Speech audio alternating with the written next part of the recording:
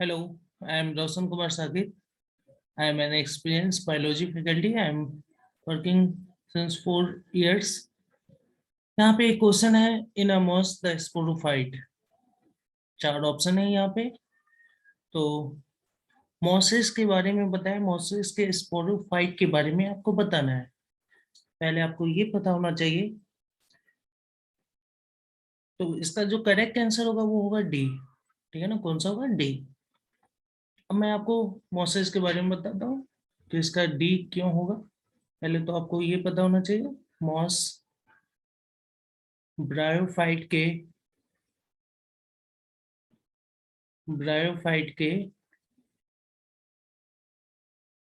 ब्रायोप्सीडा class के अंदर आते हैं।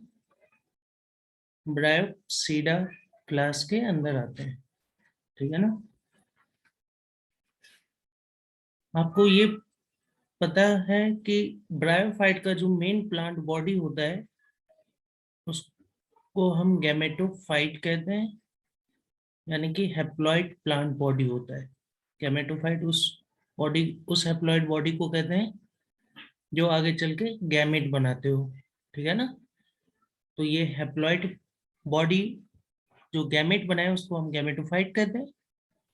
जब आप मोसेस का लाइफ साइकिल पढ़ोगे या फिर ब्रायोफाइट का लाइफ साइकिल पढ़ते हैं तो उसमें स्पोरोफिटिक जनरेशन भी आता है एंड गैमेटोफिटिक जनरेशन। अब बात आता है कि स्पोरोफाइट क्या है। तो स्पोरोफाइट उस डिप्लॉयड बॉडी को कहते हैं जो स्पोर का फॉर्मेशन करते हो। किसका फॉर्मेशन करते हो? स्पोर का। उसी को हम क्या कहते हैं? स्पोरोफाइट। तो ये टर्म्स क्लियर होने चाहिए। गैमेटोफाइट हैप्लॉइड बॉडी को कहते हैं और स्पोरोफाइट डिप्लॉयड बॉडी को कहते हैं जो स्पोरोफाइट बनाए। यहाँ पे एक लाइन स्टेटमेंट आप सबको अच्छे से पता होना चाहिए कि ब्रायोफाइट के अंदर स्पोरोफाइट डिपेंड होते हैं गैमेटोफाइट के ऊपर। ठीक है ना। स्पोरोफाइट डिपेंड होते हैं गैमेटोफाइट के ऊपर। अगर हम बात करें मोसेस का, ब्रायोप्सिडा क्लास का, मोसेस का, तो यहाँ पे स्पोरोफाइट पार्शियली डिपेंड होते हैं गैमेटोफाइट के ऊपर। Partially depend on gametophyte. ये पार्शियली डिपेंड होते हैं गैमेटोफाइट के ऊपर। पार्शियली डिपेंड, कंप्लीटली डिपेंड नहीं। कंप्लीटली डिपेंड उसको कहेंगे जो फूड भी गैमेटोफाइट से लो। अब यहाँ पे स्पोरोफाइट फोटोसिंथेसिस करते हैं, डिप्लॉयड है। ये यहाँ पे फूड सीटा कैप्सूल बनाते हैं। फूड सीटा कैप्सूल। यहाँ पे जो फोर्थ ऑप्शन है, डी ऑप्शन जो है, इस पार्शियली पैरासिटिक ऑन गैमेटोफाइट। ये पार्शियली पैरासिटिक ऑन गैमेटोफाइट। देखो वर्ड आ रहा है पार्शियली पैरासिटिक। पैरासिटिक, पैरासिटिक पे गौर करो। पैरासाइट किसको कहते हैं? जो अपने होस्ट का धीरे धीरे यूज करता हो, एक बार में नहीं, डायरेक्ट नहीं, इनडायरेक्ट यूज करता हो, उसी को हम क्या कहते हैं? पैरासाइट। तो यहाँ पे ये स्पोरोफाइट ये कैप्सूल बनाया, ये सीटा, और ये यहाँ पे फूट बनाया। और ये स्पोरोफाइट डेवलप होते हैं गैमेटोफाइट के एपेक्स से। एपेक्स वाले पार्ट, यानी कि ये जो गैमेटोफाइट है इसके एपेक्स वाले पार्ट से किसका फॉर्मेशन होता है? तो स्पोरोफाइट का फॉर्मेशन होता है। किसका फॉर्मेशन होता है? स्पोरोफाइट का।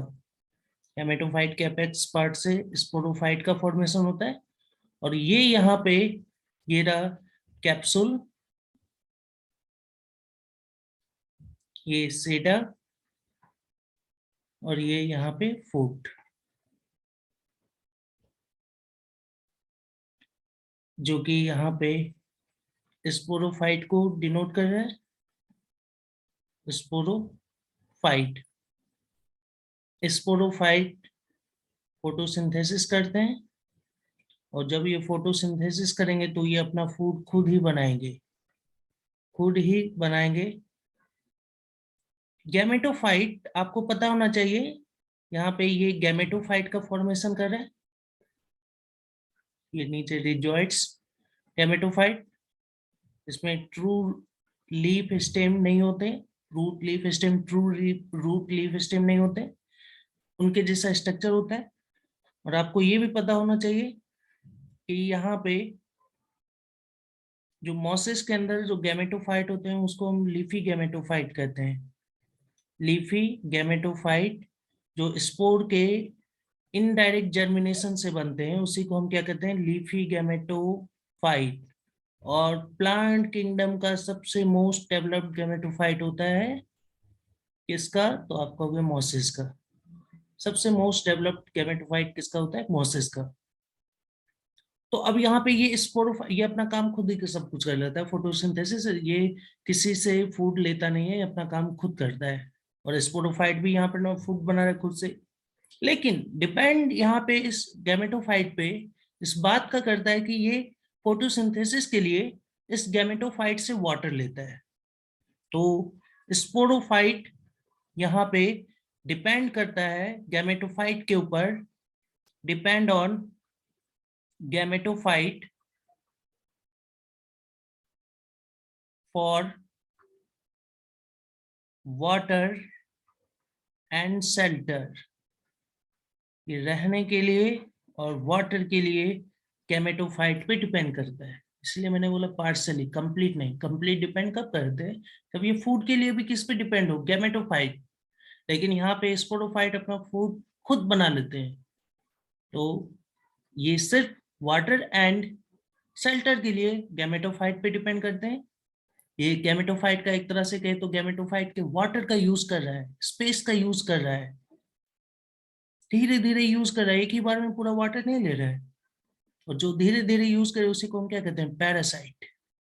तो इसका करेक्ट आंसर हो जाएगा डी। ठीक है ना, थैंक यू सो मच।